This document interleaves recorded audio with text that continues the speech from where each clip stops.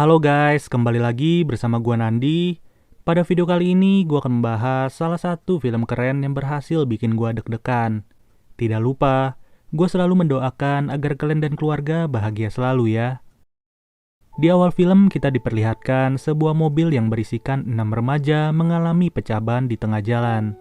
Mobil yang oleng dalam kecepatan tinggi membuat salah satu wanita mengalami benturan di kepalanya.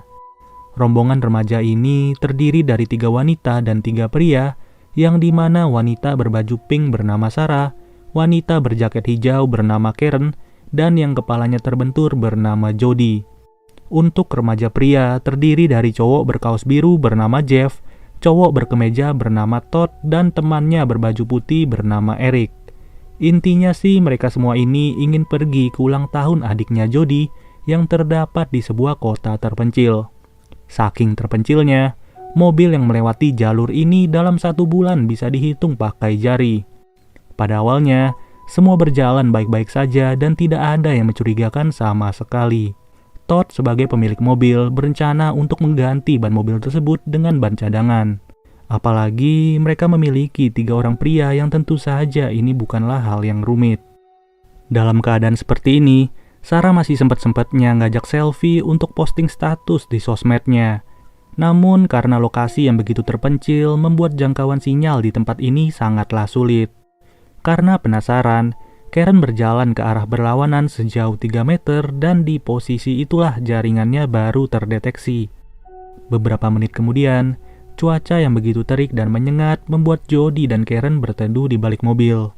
Begitu juga dengan Eric yang kebelet pipis dan langsung pergi menuju semak-semak.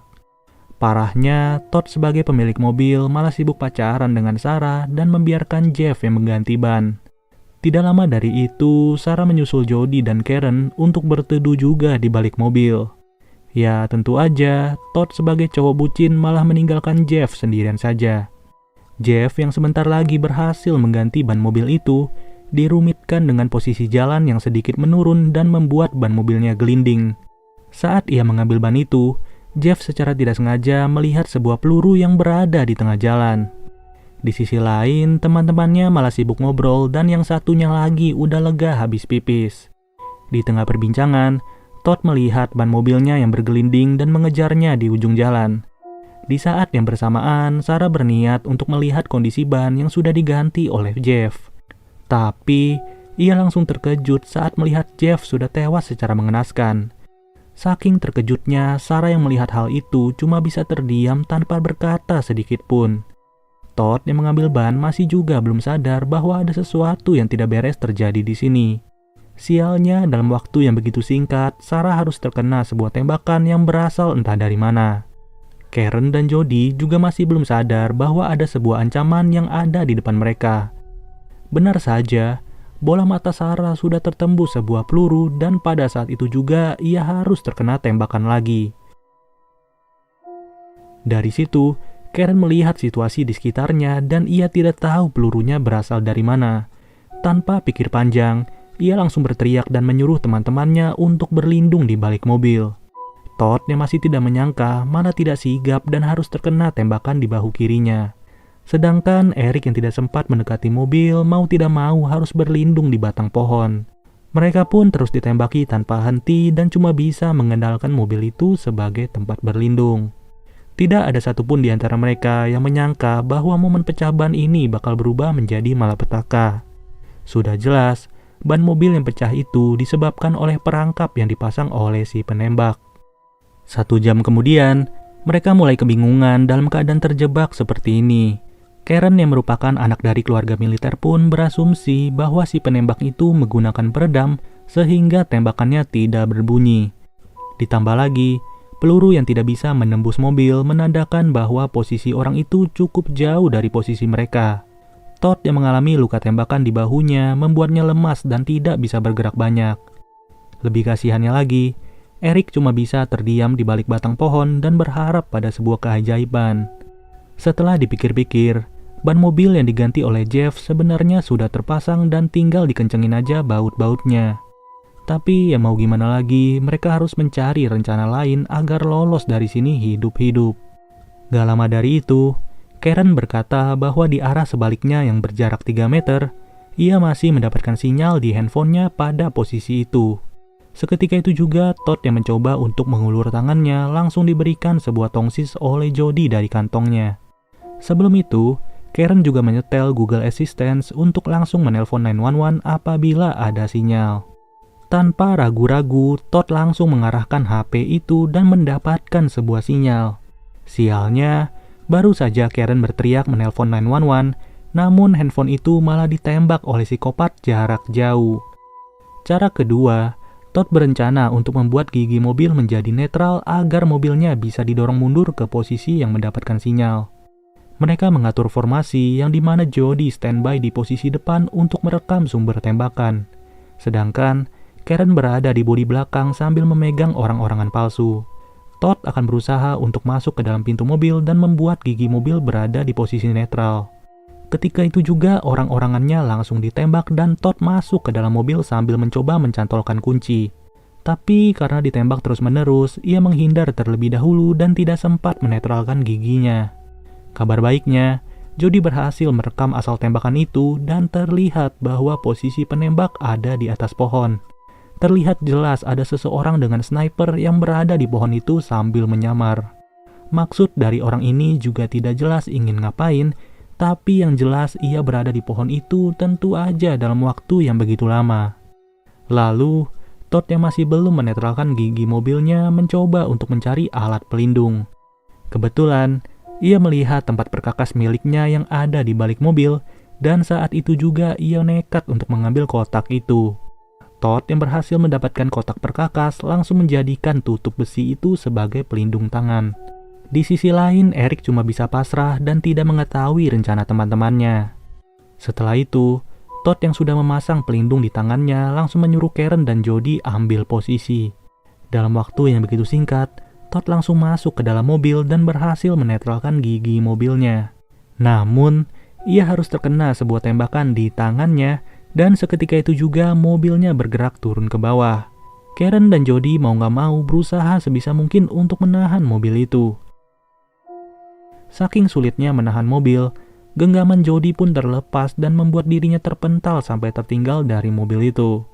Ujung-ujungnya, ban mobil yang belum dibaut langsung ditembak dan membuat mobil itu berhenti.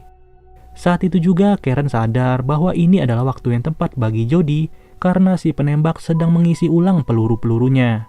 Di saat yang bersamaan, Eric mencoba kabur dari posisinya, tapi ia malah ditembak terlebih dahulu daripada Jody.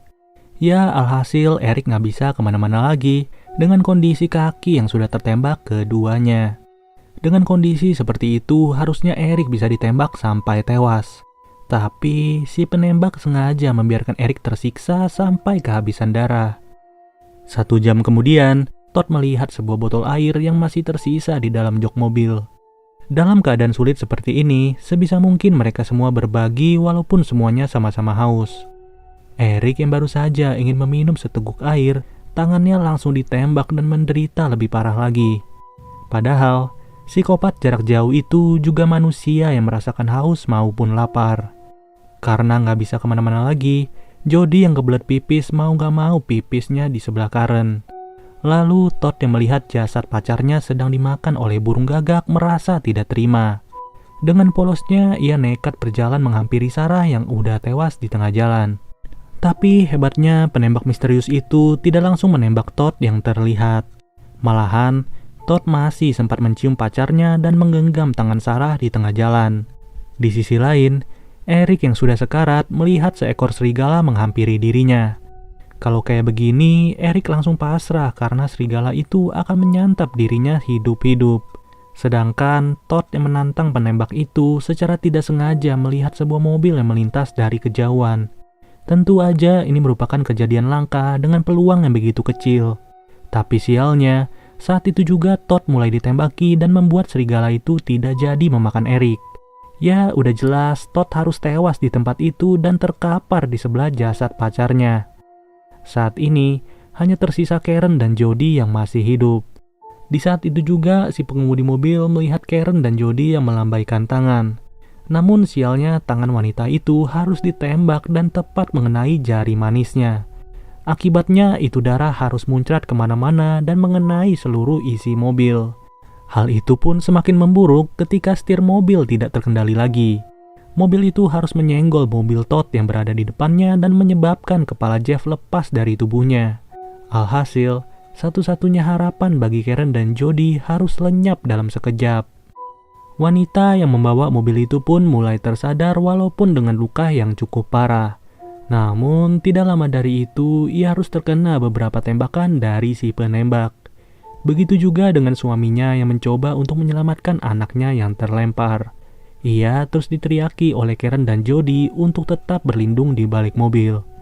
Di momen-momen kepepet kayak gini, Karen menyuruh bapak itu untuk menelpon 911. Kebetulan keberadaan bapak itu sudah berada di posisi yang mendapatkan jangkauan sinyal. Si penembak yang tidak tahu lagi bapak itu ada di mana mulai menembaki tangki mobil sampai bocor. Ujung-ujungnya, mobil itu harus meledak dan tidak ada lagi tempat berlindung bagi si bapak. Bisa kalian lihat sendiri, secara perlahan bapak itu harus tewas dengan tubuh yang terbakar. Sedangkan di seberang jalan, anak dari kedua orang tua itu masih tersadar dengan penuh luka. Baru saja ia terbangun, psikopat jarak jauh malah langsung menembak kepala anak itu sampai pecah. Dari beberapa menit ini, bukannya makin mendingan, Karen dan Jody malah harus menyaksikan kematian demi kematian yang semakin parah.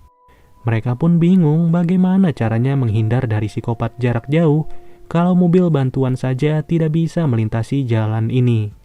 Sampai pada akhirnya, Karen memiliki ide yang dimana mereka berdua harus beraksi saat malam tiba.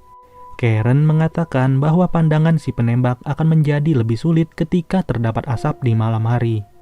Saat malam tiba, penembak misterius itu masih terus memantau lokasi dan tidak melewatkan momen sedetik pun. Lalu, Karen yang sudah siap dengan sebuah cutter berencana untuk merobek beberapa jok di dalam mobil. Di sisi lain, Jody mengambil satu buah botol bensin, satu buah tas berisi baju, dan kotak minuman yang ia temukan di bagasi belakang. Beruntungnya di dalam kotak itu masih terdapat 2 minuman dan langsung diminum oleh mereka. Setelah itu, Jody pun mengambil kaos demi kaos yang ada di dalam tas itu untuk digunakan sebagai masker darurat. Tanpa berlama-lama, Jody langsung menuangkan satu botol bensin itu ke dalam jok mobil dan Karen membakar koran dengan sebuah korek api. Pada akhirnya, mobil itu pun mulai terbakar dan menimbulkan asap dalam seketika. Namun, asap itu masih belum cukup untuk memberikan mereka kesempatan kabur. Dari timbulnya asap-asap itu, psikopat jarak jauh mulai kesal karena jarak pandang dari snipernya makin tidak terlihat jelas. Namun tiba-tiba, Karen melihat ada mobil polisi yang menghampiri lokasi mereka. Hal ini menandakan bahwa panggilan 911 yang ditelepon si bapak berhasil tersambung dan terlacak. Bahkan, polisi itu juga membawa 2 orang sniper yang siap mengintai kehadiran si penembak. Lalu, polisi yang baru saja datang itu tersadar bahwa keadaan di lokasi ini tidaklah baik. Maka dari itu ia meminta bantuan tambahan kepada kepolisian negara untuk membantu. Namun lagi-lagi, rahang mulutnya terkena tembakan dari orang misterius saat itu juga. Sialnya lagi, polisi itu terkapar dalam keadaan di posisi kemudi dan membuat pedal mobilnya terinjak secara mendadak. Dari kesempatan itu, Karen langsung mengajak Jody untuk berlari, tapi Jody malah menolak dengan alasan masih belum berani. Ya mau gak mau, Karen harus berlari sendirian saja, dan sialnya asapnya mulai menipis. Di saat itu juga ia harus terkena sebuah tembakan dan tewas di tempat itu. Kini, polisi yang tadinya berempat malah tersisa menjadi 2 orang. Ketika itu juga, Jody nekat untuk berlari menghampiri mobil polisi itu yang tidak jauh. Di momen ini, terjadi sebuah adu tembak yang dimana penembak misterius itu jelas lebih jago daripada si polisi. Kemudian, Jody yang gak punya pilihan lain pun langsung membawa mobil polisi itu. Ia berencana untuk menabrak satu-satunya pohon yang menjadi tempat berlindung bagi si penembak. Hebatnya, Jody berhasil melakukan hal tersebut dan membuat si penembak itu terjatuh dari atas pohon. Jody pun langsung terbangun dan berusaha mengambil senapan yang terjatuh. Sedangkan penembak itu terus berusaha memotong tali yang mengikat dirinya di atas pohon. Dari sini, bisa kalian lihat sendiri sosok penembak misterius yang begitu niat. Orang ini benar-benar gak ada kerjaan lagi dan sengaja berada di pohon itu untuk menunggu korban. Tapi yang jelas di sepanjang film nggak dikasih tahu dia ini siapa. Keadaan yang mendesak seperti ini membuat Jody ketakutan dan menjadi tergesa-gesa. Saat itu juga ia menembak pria itu berkali-kali sampai mampus di tempat itu. Masih tidak puas, Jody butuh satu tembakan lagi untuk menembak kepala pria misterius. Namun, saat mengisi peluru, kokangan dari senjata itu malah nyangkut secara tiba-tiba. Mau gak mau, Jody memukul orang itu dengan ujung senapan sampai-sampai wajahnya hancur tidak karuan. Lalu, Jody melihat beberapa goresan yang ada di senapan itu. Bisa dibilang garis ini menandai sudah berapa banyak korban yang tewas ditembak di jalan ini. Sebagai salam perpisahan, Jody ingin memukul kepala pria itu satu kali lagi, tapi sialnya senapan itu malah terkokang dan menembak leher Jody tanpa ampun. Emang bener-bener, kalau boleh gua kasih saran mendingan scene-nya dipotong aja sampai si penembak yang udah tewas. Ya, pada intinya sih, kalau kalian pergi kemana-mana, cari tahu dulu aja jalan apa yang kalian lintasi. Oke deh guys, mungkin segini aja pembahasan dari film Downrange. Sampai bertemu lagi di video berikutnya. Gua Nandi cabut dulu. Dadah.